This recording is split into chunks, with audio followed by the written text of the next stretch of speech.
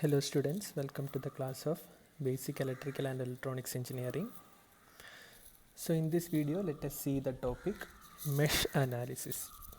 Okay, mesh analysis. Okay, so you already know what you mean by a mesh, what you mean by loop, branch and all.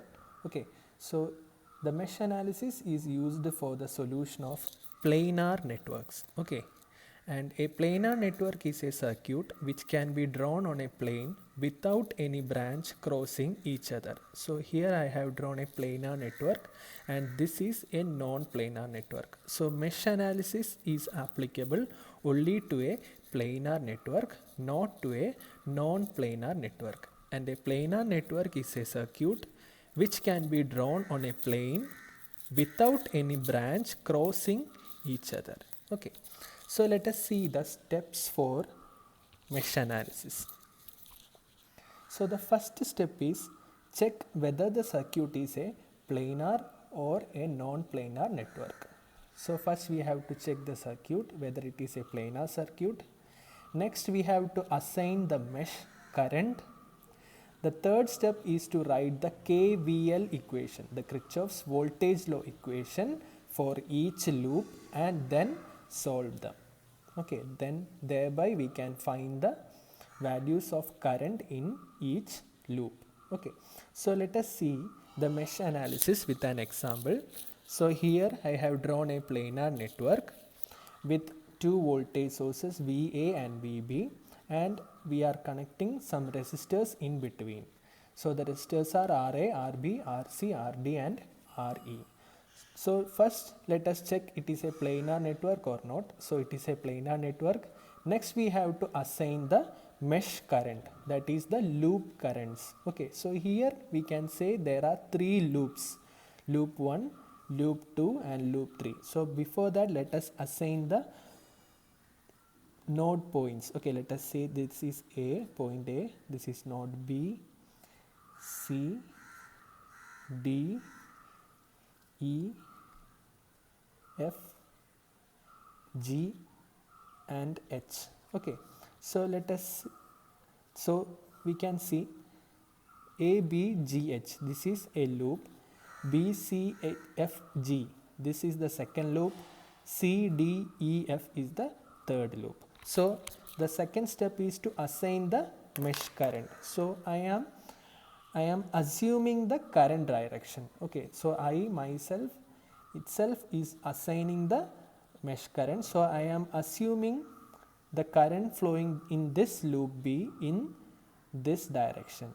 Okay, I am assuming that the current flowing in this mesh B in this direction and current flowing through this loop B also in this direction, that is current I2, I1, I2 and current flowing through the third loop, I am assuming it is in this direction, that is I3. Okay, so I am assigning the mesh current. So there are three loops in this network. So I am assigning three currents I1, I2 and I3 to the network. So the third step is to write the KVL equation for each loop and we have to solve the three equations. So here there will be three equations. So we have to write the three KVL equation and we have to solve the three equation to find the values of I1, I2 and I3. Okay. So I am writing the loop equation. So we are considering loop 1, that is applying KVL for loop 1, that is ABGHA. So I am writing the KVL equation for this loop. So I am writing, so the current flowing is in, I am assuming the I1 is flowing in this direction. So VA, it is positive to negative, so it is VA. Okay, since the current is flowing from positive to negative, this is positive, therefore VA. Next we have to consider this resistance. So it is a drop, that is minus I1 RA. Next we have to consider this resistance, but there are two currents flowing in this net through this resistance, that is I1 and I2 is in the opposite direction. So minus I1 RB and I2 is in the opposite direction, therefore plus I2 RB. So through this resistance there are two currents flowing, so I have to consider both of them. Okay, is equal to, next there is no resistance, is equal to 0. So this is the first equation, right? So we can solve this equation, that is we can take I1 common here. Okay, so minus I1 into RA plus RB, that is minus I1 RA minus I1 RB plus I2 RB is equal to, we can take this voltage in the right hand side, that is minus VA. So in order to make this positive VA, I am multiplying both side by negative, therefore I am getting I1 into RA plus RB minus I2 RB is equal to VA. So this is our equation number 1. Now I am applying the KVL,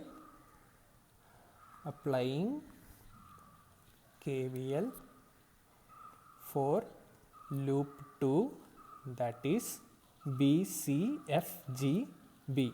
Okay, BCFGB. So I am now applying KVL in this loop. So I can start with RC. Okay, from this resistance let us start. So I am assuming this is the forward direction, so I have to give weightage for I2. Okay, so this is the forward direction, therefore this will be a drop, that is minus I2 RC. Next I have to consider RD resistance. There are two currents flowing through this resistance, I2 in this direction and I3 in the opposite direction. So this is the forward direction, therefore I2 RD will be a drop, that is minus I2 RD plus I3 RD. Okay, I3 is in the opposite direction, therefore plus I3 RD. Next I have to consider this resistance, RB resistance. This is the forward direction and I have to give weightage for this current.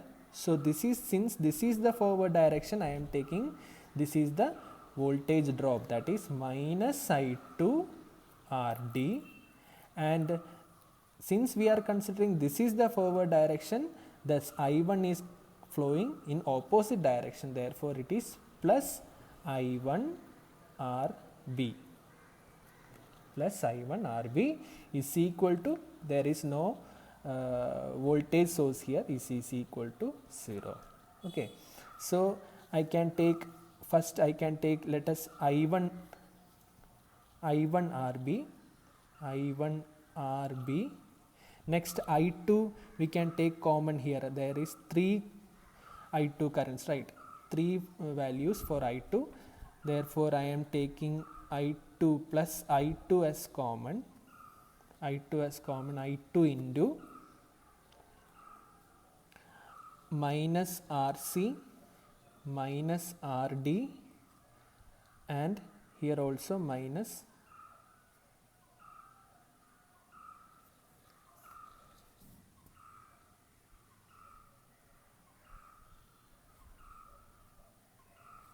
I, here it is minus I2 RB, right, this is minus I2 RB, and there happened some mistake. Okay, this is I2 RB minus I2 RB minus plus I1 RB. Okay, so this is minus RB. Okay, or we can write minus I2 into RC plus RD plus RB. Okay, and next is the third current, I3 RD equal to 0. I am again reducing, I am taking like I1 RB minus I2 into RC plus RB plus RD plus I3 Rd equal to 0. So this is our second equation. Okay.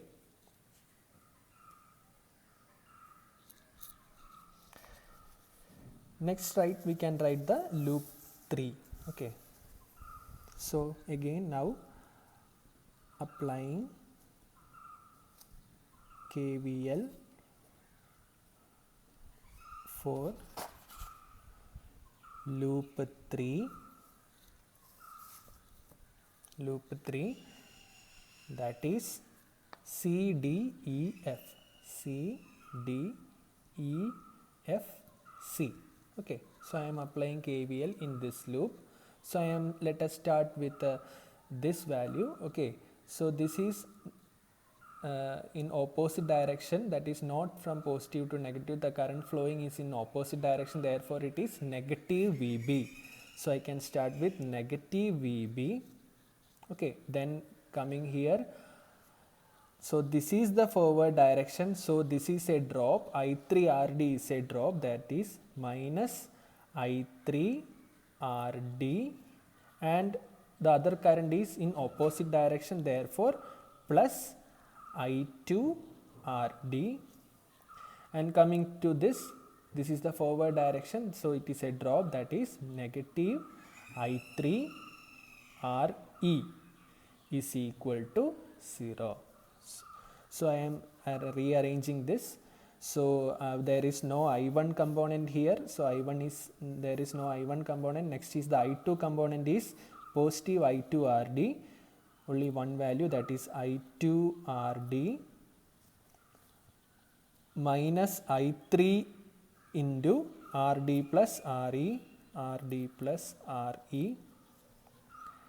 is equal to, we can take this into the RHS side, this is equal to VB. So this is the third equation.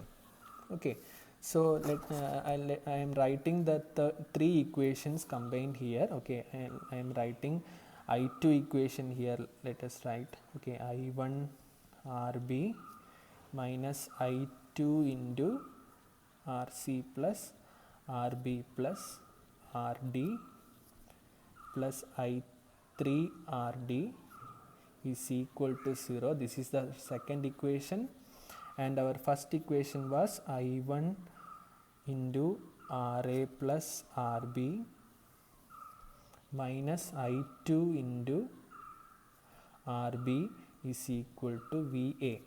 This was our first equation. Okay, now let us see with these three equations we can write this.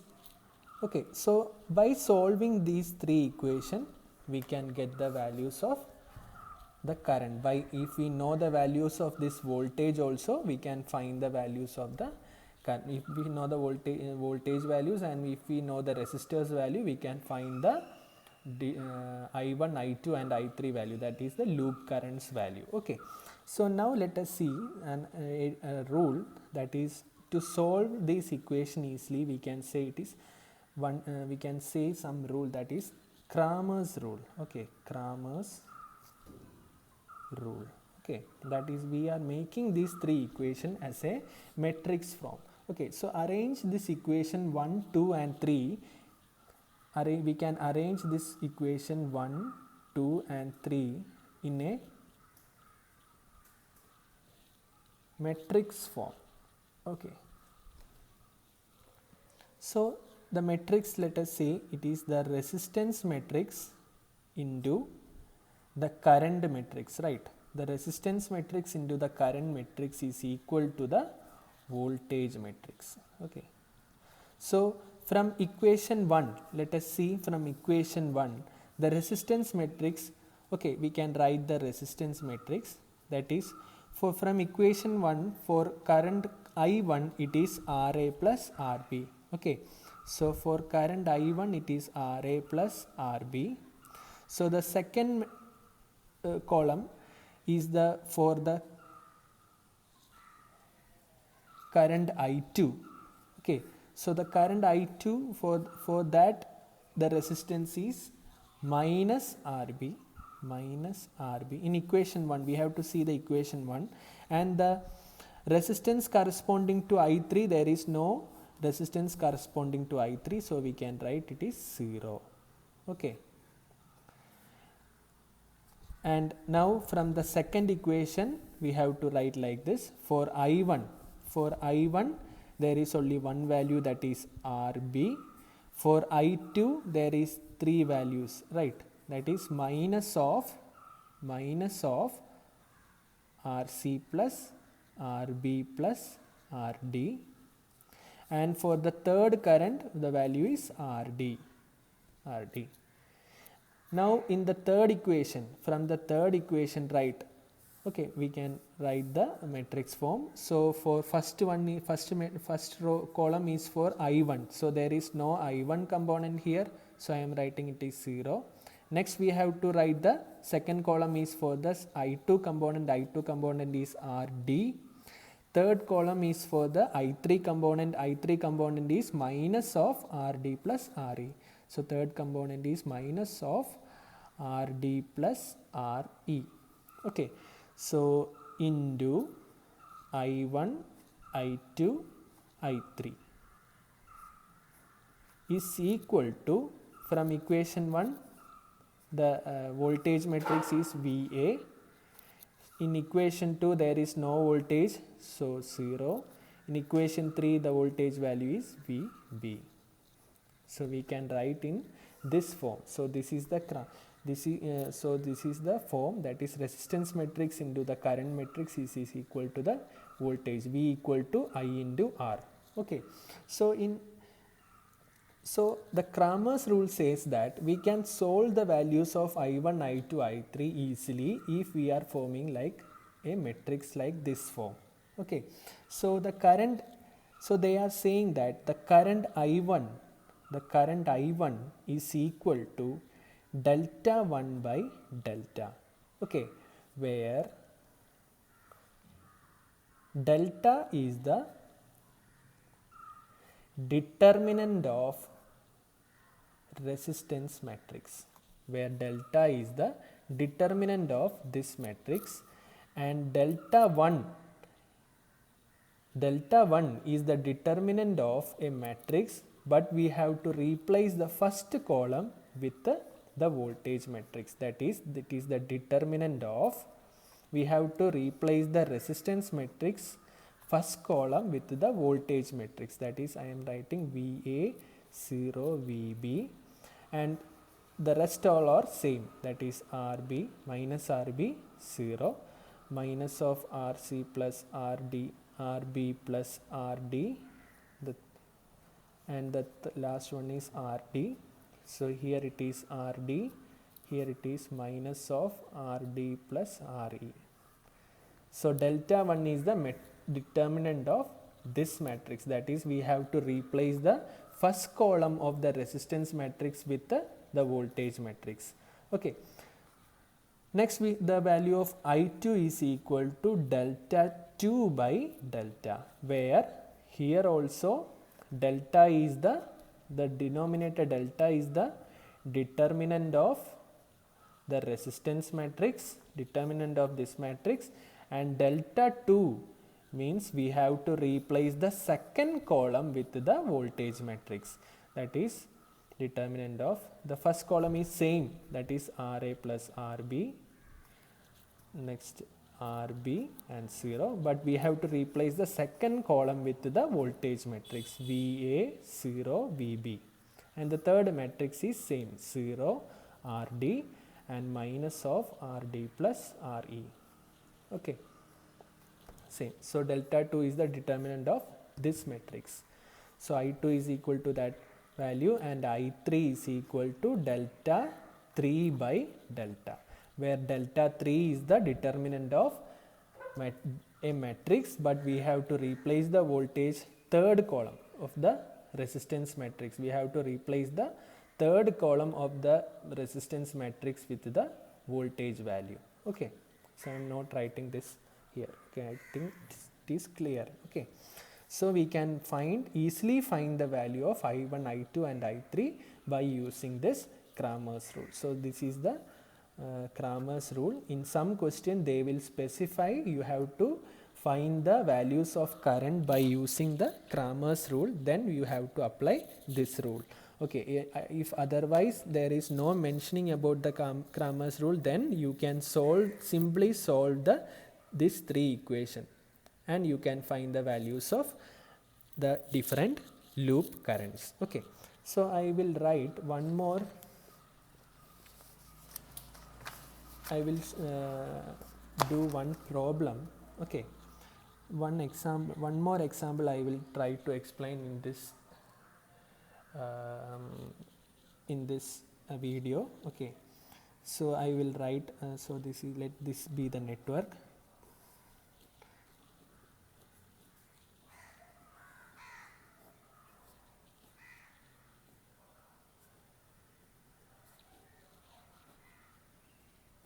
Okay, I will just write the loop equation.